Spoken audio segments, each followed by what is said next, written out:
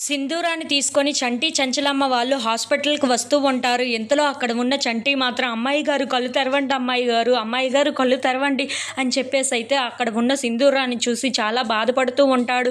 ఇంతలో అక్కడ ఉన్న చంచలమ్మ కూడా "ఏమైందో ఏంటో వెళ్ళండి త్వరగా" అని చెప్పేసైతే లోపలికి తీసుకొని వెళ్తూ ఉంటుంది. ఇంతలో అక్కడ ఉన్న డాక్టర్‌ని చాలా గట్టిగా పిలిచి తనని చూడమంటూ ఉంటుంది. ఇంతలో అక్కడ ఉన్న డాక్టర్ సింధూరాన్ని చెకప్ చేస్తూ ఉంటారు. తను చెకప్ చేసి బయటకు వస్తూ ఉండగా అక్కడ ఉన్న చంచలమ్మ "ఇప్పుడు ఎలా ఉంది మా సింధూరాకి" అని చెప్పేసి అయితే అడుగుతూ ఉంటుంది. ఆ మాటలు వినగానే అక్కడ ఉన్న డాక్టర్ అయితే "ఇప్పటికి ప్రస్తుతానికి ఏమీ చెప్పలేము, తను స్పృహలో లేదు, తను చాలా క్రిటికల్ కండిషన్లోనే ఉంది, ప్రస్తుతానికైతే మేము ఏమీ చెప్పలేము" అని చెప్పేసి అయితే అంటూ అక్కడి నుండి వెళ్ళిపోతూ ఉంటారు. అది వినగానే అక్కడ ఉన్న చంచలమ్మ, చంటి అక్కడ ఉన్న వాళ్ళందరూ అయితే ఒక్కసారిగా షాక్ అయిపోతూ ఉంటారు.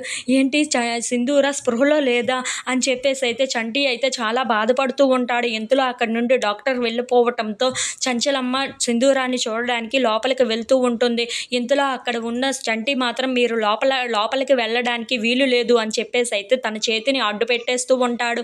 అది చూడగానే అక్కడ ఉన్న చంచలమ్మ, కేశవ వాళ్ళు అయితే ఒక్కసారిగా షాక్ అయిపోతూ ఉంటారు. "అవును అమ్మగారు, మీరు సింధూర అమ్మాయి గారి దగ్గరికి వెళ్ళడానికి వీలు లేదు" అని చెప్పేసి అయితే తను చాలా కోపంగా మాట్లాడుతూ ఉంటాడు. అది చూడగానే అక్కడ ఉన్న చంచలమ్మ, కేశవ వాళ్ళు అయితే ఒక్కసారిగా షాక్ అయిపోయి చంటి వైపు అలా చూస్తూ ఉండిపోతారు. ఇంతలో అక్కడ ఉన్న చంటి మాత్రం నేను ఉంటుండగా తను స్పృహలోకి వచ్చే అంతవరకు మీరు లోపలికి వెళ్ళడానికి వీలు లేదు, మీరు ఏమనుకున్నా పర్వాలేదు అని చెప్పేసి అయితే తను అక్కడే నిలబడి చంచలమ్మను లోపలికి వెళ్లకుండా చూస్తూ ఉంటాడు. ఇంతలో అక్కడ ఉన్న చంచలమ్మ మాత్రం సింధూర కోసం చాలా బాధపడుతూ అక్కడే అలా నించొని ఉండిపోతుంది. If you like this video please subscribe.